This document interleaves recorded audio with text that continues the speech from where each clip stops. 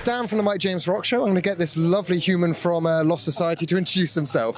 What's up? I'm Samy Elbanna from Lost Society, and it's a pleasure to be here. Well, I got to be honest, for a hot sec, when you guys released the last album, I wondered if somebody had taken over your name and just released something completely different, because it sounded just slightly different to... I get you. And you guys have had massive success. Like the style, sound changes literally just raised you up. What was the reasoning behind it? Like, was it just we want to make this music and then it happened to go really well, or? You know what? I'm going to give you, like, I feel like it might be a boring answer, but you know, the whole truth basically with everything is that we don't really think about anything. Because I mean, you know, the truth is that when I pick up a guitar or our other guitarist picks up a guitar, it's very difficult to kind of dictate exactly what we're going to do. Yeah. It's just when you start playing, something's going to happen and you got to kind of roll with it. Yeah. Because I feel like if you start telling yourself that you have to do something certain because someone expects it of you, that's when you're kind of going to the wrong direction. So for me, No Absolution sounded like a very natural progression from what Braindead had already kind of brought a glimpse of. And because, you know, we're the kind of guys that we wear our influences on our sleeves. And for us, you know, it just so happens that, you know, when we were younger, you know, we love Metallica and we love Slayer, we love stuff like that, but we love all kinds of music. And that's been really important to me, to be able to bring all of it out there, and, rather than just say, you know what, we're going to stick to this and I'm not kind of allowed to do anything else. Yeah. For me, music represents the ultimate form of liberty. Yeah. So if I'm suddenly going to tell myself I'm not allowed to sing or I'm not allowed to introduce this kind of melody because it's not typical, that's when I'm selling out. Well, the funny thing is you've done it at the right point, because if you did a couple albums more of like the more thrashy stuff, then people would be a bit more inclined to say, you know, why are you style changing? Whereas I feel you've pulled a Trivium. Like, second album, do something completely different, show people, no, you don't know what to get from us each time. Well, you know, I mean, that, and also the fact that I feel like if you feel like doing something with your own music, why wouldn't you do it? Because, you know, in the end of the day,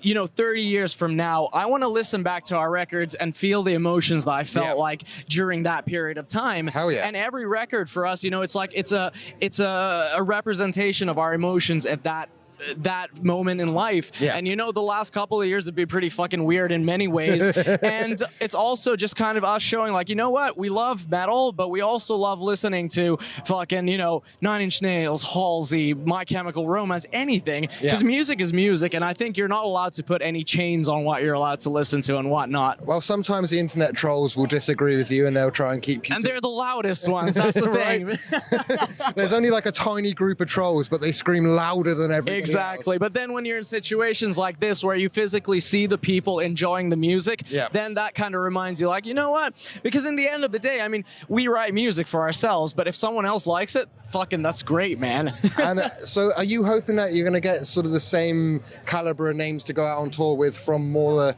new metal scene? Because you've gone out with some fairly big names from thrash. Absolutely, man. Absolutely. And big ups to all of them, because they have been the ones who have taken us on our first tours. You know, we love Exodus. That tour was amazing. It was fantastic. Our biggest European tour that we had done at that point. You know, Children of Bodom, they took us out to North America for the first time. And we're here. We're super lucky. And we realize that because we've always been the kinds of guys that we're super grateful for everything we get to do. You know, whether we play a show for one person or 1,000 people or a million people, we're always going to give it our all, because we're so fucking lucky to be in that situation. So, you know, the future can hold anything. I literally don't know what's going to be happening next year or the year after that, but what we're going to do is exactly what we're doing up till now and work our asses off. I'm hoping that next time you're going to do like a black metal album just to keep everybody on their toes. I think the coolest thing, like, talk about a band like Bring Me the Horizon, which is one of those bands where you literally have no idea what they're going to do next, and I fucking love that. You know, I think that's a cool thing, because nowadays I feel like there's a lot of bands that are like, well, you know what, we've been doing this for 20 years, we cannot do anything else, let's do the same thing. And essentially what a lot of those bands are doing is just releasing the same record but a bit worse than the previous one. And I mean, you know, it could be that that's just my opinion, but you know, I'd rather release something totally different if I feel like it. But if you got, again, it sounds like you guys just go into the writing and see what happens. So it would be hilarious if one of you just turns up in corpse paint and be like, right, this is what I'm doing now. But the thing is, I mean, I think of myself, I'm 27 right now. I think it would be a shame if the things that I've done when I'm 25 will dictate what I do for the next 50 years. Right. I don't want to be a 75-year-old going, I wish I would have brought in a melody. Amazing.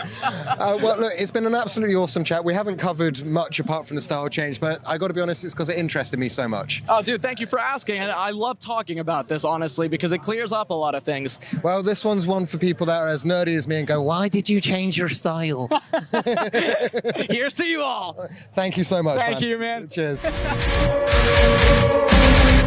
Welcome to the My James Rock Show.